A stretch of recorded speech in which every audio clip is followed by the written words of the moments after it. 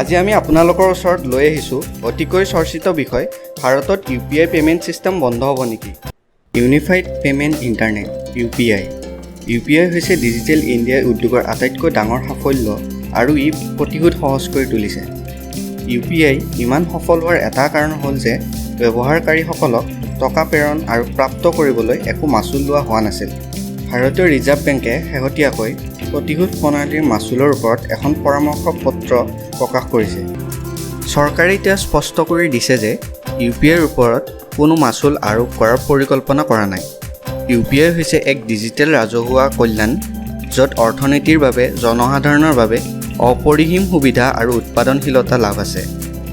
UPI সেৱাৰ বাবে কোনো মাচুল আৰোপ কৰাৰ বাবে চৰকাৰৰ কোনো বিবেচনা নাই, বিত্ত মন্ত্ৰালয়ে এক টুইটযোগে কয়। এইখিনিয়ে আছিল আজিৰ টপিকটোৰ মূল বিষয়বস্তু আৰু এনেকুৱা ধৰণৰ ভিডিঅ' পাই থাকিব